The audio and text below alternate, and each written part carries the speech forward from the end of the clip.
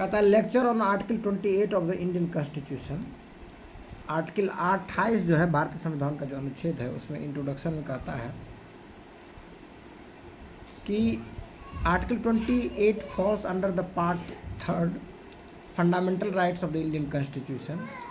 It specifically deals with the freedom as to attendance at religious instructions और religious worship in certain educational institutions.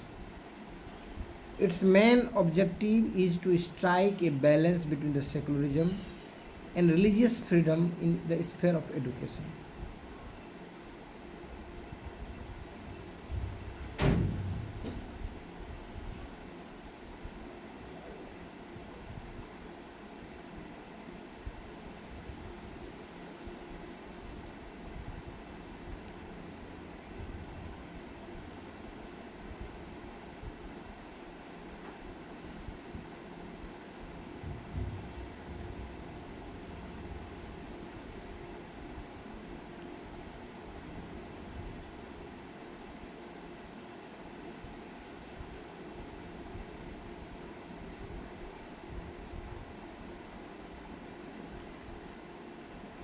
कहता है कि article जो 28 है वह जो है फॉल अंडर द पार्ट 3।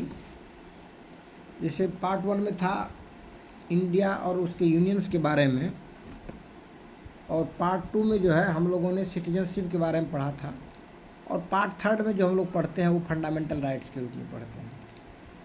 तो फंडामेंटल राइट्स का ही पार्ट में जो है आर्टिकल 28 के जब हम लोग देखते हैं तो कहता है कि इट स्पेसिफिकली डील्स, ये जो स्पेसिफिकली डील्स करता है with the freedom as to attendance at religious instruction. जो धार्मिक जो इंस्ट्रक्शंस है उसको जो है अटेंड करने के लिए जो है, या रिलीजियस वर्शिप करने के लिए इन सर्टेन एजुकेशन इंस्टीट्यूशंस में उसको ये जो है डील करता है। इसका जो मेन एम है, its main objective is to strike balance between secularism and religious freedom in the sphere of education. इसका मेन जो ऑब्जेक्टिव है वह है सेकुलरिज्म और जो रिलीजियस फ्रीडम है उसके बीच में संतुलन बनाना। कहाँ पर? जो एजुकेशन जो स्फीयर्स है उस एजुकेशन स्फीयर्स में। अब जब हम लोग कॉन्स्टिट्यूशनल कंटेक्स्ट की बात करते हैं आर्टिकल 28 में, तो कहता है कि आर्टिकल 28 प्रोवाइड्स दैट, क्या प्रोवाइड्स करता है? 1 नंबर में देखो, no religious instruction shall be provided in any educational institution wholly maintained out of the state funds. कहता कोई भी रिलीजियस इंस्ट्रक्शन जो है किसी भी एजुकेशनल इंस्टीट्यूशनल में, समझे, कोई भी रिलीजियस इंस्ट्रक्शन जो धार्मिक निर्देश होता है वो प्रोवाइड नहीं किया जाएगा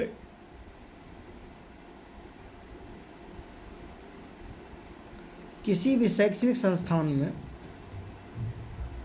वैसे शैक्षणिक संस्थान जिसकी पूरी की पूरी खर्चा, पूरा पैसा जो होता हो, किसका होता हो?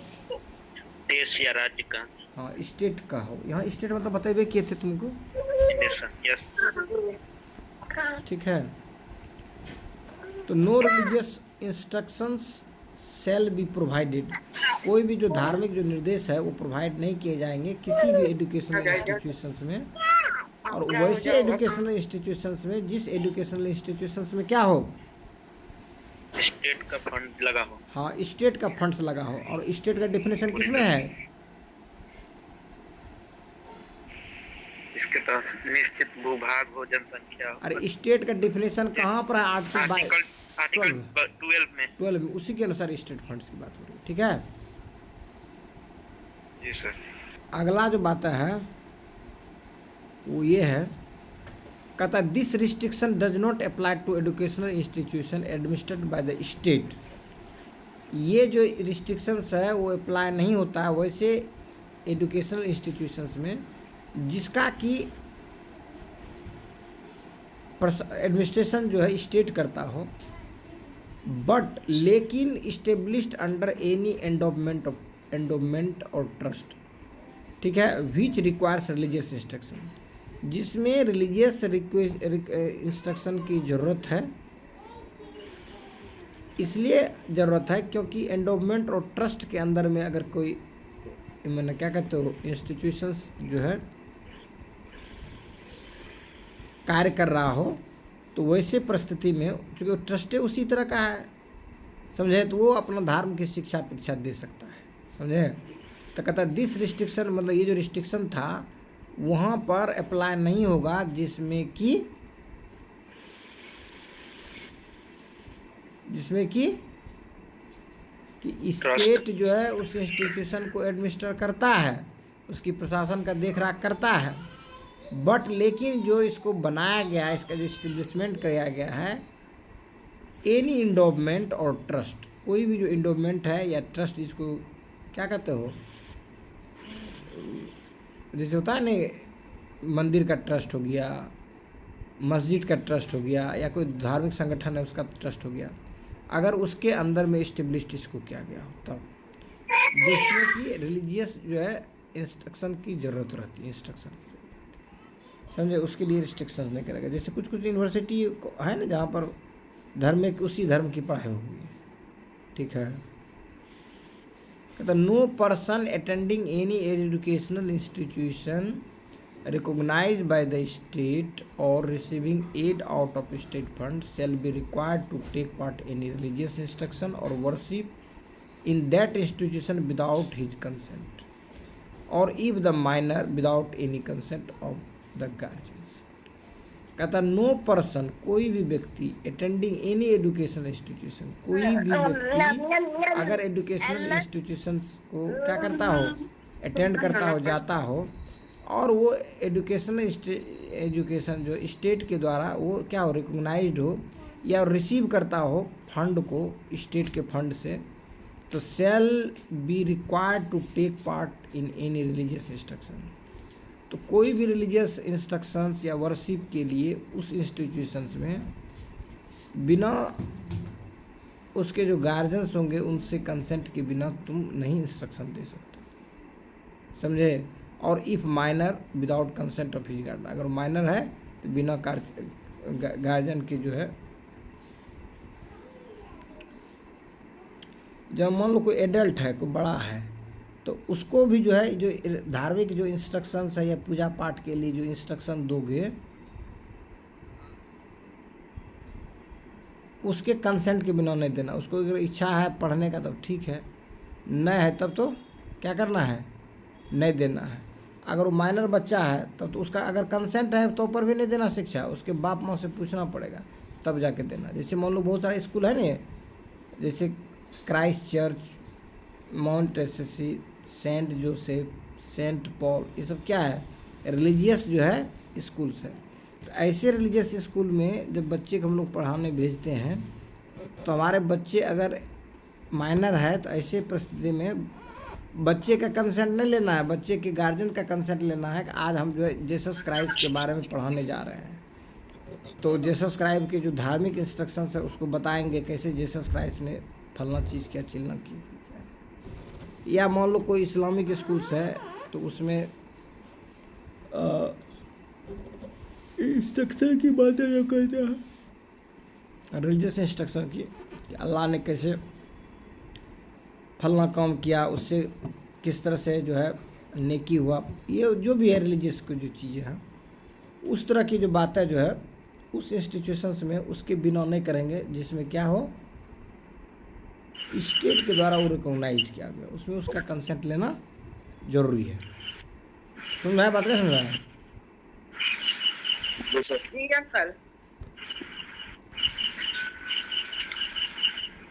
अब आर्टिकल 28 के जो की फीचर्स है वो ये है कि ये जो है न, ये सेकुलर स्टेट जो है के लिए नींव का काम करता है। क्योंकि जब सेकुलर एजुकेशन दे तो स्टेट के इंस्टीट्यूशन में, तो सेकुलर स्टेट बनाने की भी बातें होगी।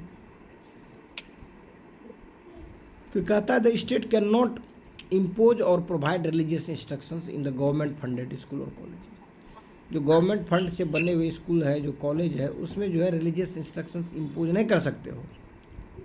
दूसरा है exceptions for the endowment institutions.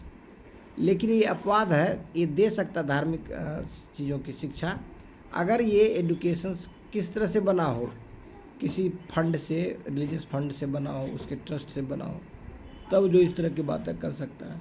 तो कहता है institution set up under private trust और endowments can provide the religious education even if administered by the state. अगर स्टेट भी एडमिनिस्टर करता है तब पर भी दे सकता है। तो लोग सरस्वती शिशु मंदिर का नाम सुने हो? Yes sir. इसमें कुछ कुछ रिलीजियस प्रैक्टिसेस भी होता है। आरएसएस वाले से। हाँ, तो सरस्वती स्वामी दयानंद सरस्वती। स्वामी दयानंद सरस्वती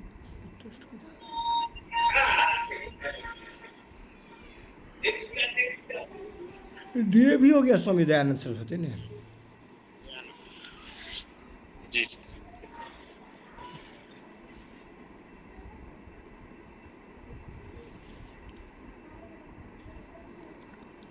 अगला जो बात है वो फ्रीडम ऑफ चॉइस है। कहता है student can not be force to participate in religious instructions और वर्शिप। रिलीजियस इंस्ट्रक्शन और वर्शिप में जो है पार्टिसिपेट जो है कौन नहीं कर सकता, फोर्स नहीं कर सकता किसी बच्चे को। अगर ऐसा करते हो तो ये कंसेंट जो है नेसेसरी है, जरूरी है। जैसे सुदर्शन जी का स्कूल है पीसीएस, सुने ना हम, पटना सेंट्रल स्कूल, सुने हो?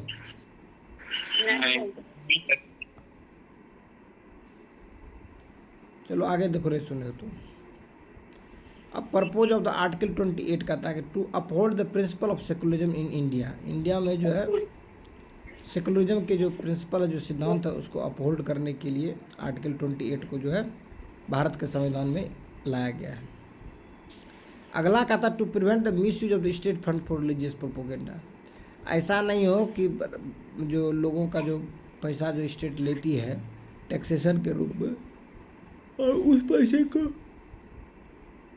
रिलीजियस प्रोपेगेंडा फैलाने के लिए जो है मिसयूज ना करे, उसको ये रोकता है आर्टिकल 28।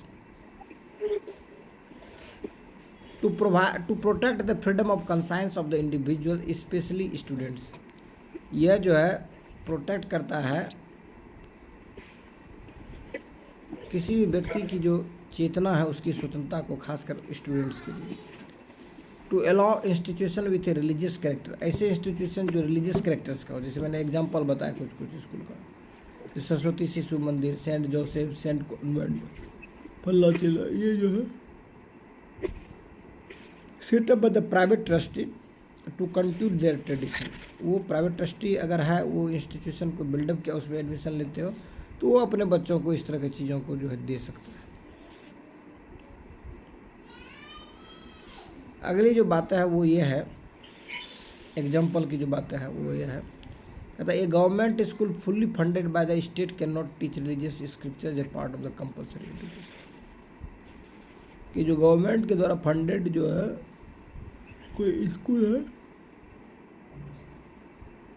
तो वो स्कूल जो है रिलीजियस स्क्रिप्चर्स को जो है कंपलसरी सब्जेक्ट के रूप में नहीं पढ़ा सकता। अगला कहता है ये college established under the religious trust. Religious trust के अंदर में अगर कॉलेज जो बनाएगा, जैसे Arya Samaj, Christian missionary, Madrasa institution, can impart the religious education. ये रिलीजियस एजुकेशन को क्या कर सकता है, इम्पार्ट कर सकता है, मतलब ये चला सकता है, पढ़ा सकता है। ठीक है, even if the administrated by state. ये इसकी जो मॉनिटरिंग है या इसकी जो एडमिनिस्ट्रेशन जो है वो कौन कर रहा है, स्टेट कर रहा है, तो पर भी इस तरह के कॉलेज को क्या कर सकते हैं, कॉलेज में रिलीजियस इंस्ट्रक्शन को पढ़ाया जा सकता है। अब अगला देखो, कहता है a student in government aided school can not be force to attend prayers. जो गवर्नमेंट एडेड स्कूल में अगर कोई बच्चा पढ़ रहा है तो उसमें जो रिलीजियस या प्रेयर जो भी उसको अटेंड करने के लिए उसके बिना कंसेंट का अनिवार्य नहीं होगा। समझे? जी सर।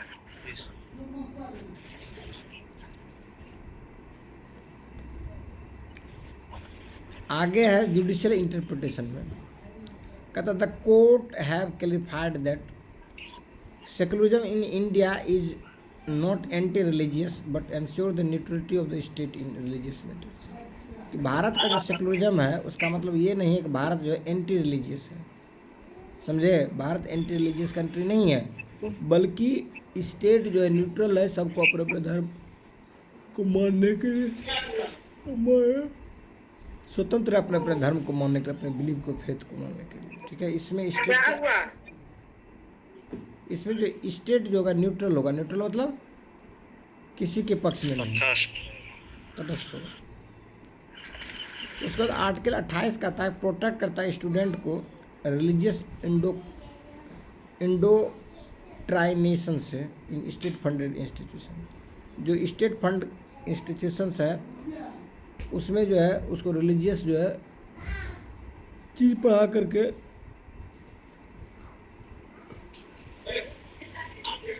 स्टूडेंट के जो अपना आगे बढ़ने का जो लक्ष्य करने का जो है उस चीज़ में डिस्टर्बेंस नहीं हो, मदद करता है। तो जो रिलीजियस का अलग अलग डॉक्ट्रिन अलग अलग है तो उसको पढ़ाना नहीं है जिसमें कि स्टेट फंडिंग करती है। Consent specially for minor is crucial reflecting the individual liberty. जो कंसेंट है स्पेशली माइनर के लिए वो बहुत महत्वपूर्ण है और ये रिफ्लेक्ट करता है किसी भी व्यक्ति की जो निजी स्वतंत्रता है उसके बारे में।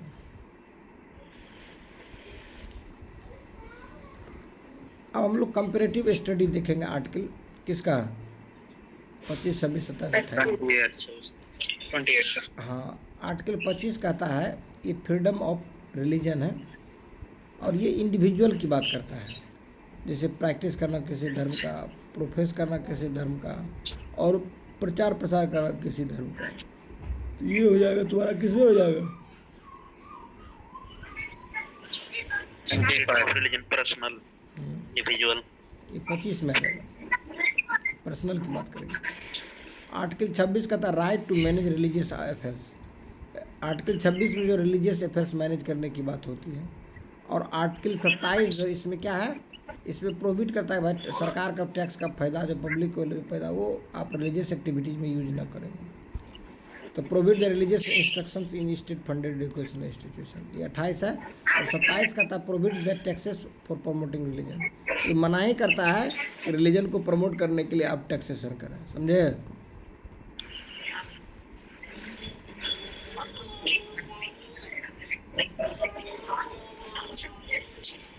अब आगे की जो बातें है वो है क्रिटिसिज्म एंड डिबेट। पहला कहता है some argue that excluding religious education entirely free from schools ignores India's culture religious diversity. कुछ लोग जो है आर्ग्यू करता है कि जो धर्म को जो है रिलीजियस इंस्टीट्यूशन से अलग रखते हैं तो इससे जो होगा भारत की जो सांस्कृतिक जो विविधता है, सांस्कृतिक और जो धार्मिक विविधता है उससे इग्नोर करना है, उससे वंचित करना। अगली बात है other supports it saying that religious education belong to family and community not state institution. कहता है कि ये जो रिलीजियस एजुकेशन है वो परिवार और समाज का जो इंस्ट्रक्शन का पार्ट है, न कि स्टेट अपना पैसा लगा करके रिलीजन को प्रोपोगेट करे, समझे। जी।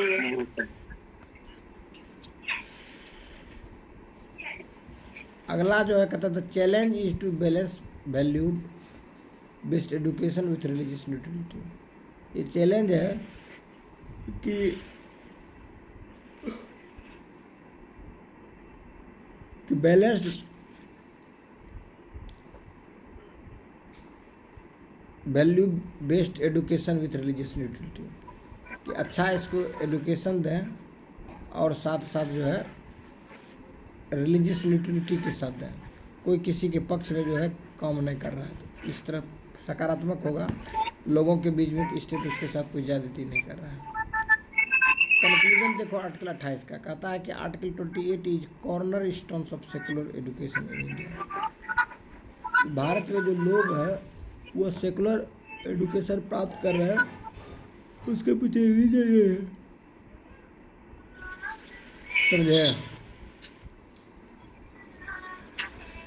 कहता है ये state institution remain neutral in religious matters. जो रिलीजियस इंस्टीट्यूशन है वो न्यूट्रल होते हैं धार्मिक जो है मैटर के मुद्दे पर। Student enjoy freedom of conscience, student जो है इंजॉय करते हैं धार्मिक स्वतंत्रता को। और रिलीजियस एंड सेकुलर एजुकेशन को एग्जिस्ट इन बैलेंस्ड मैनर। जो धार्मिक और सेकुलर एजुकेशन जो है, धर्मनिरपेक्ष एजुकेशन जो है, दोनों साथ साथ जो भारत में एग्जिस्ट करता है और बैलेंस्ड मैनर में, और एक दूसरे के जो रिलीजियस चीज़ें हैं उसको रिस्पेक्ट करता है। तो ये जो है रिलीजियस डाइवर्सिटीज का एग्जांपल है हम लोगों के लिए,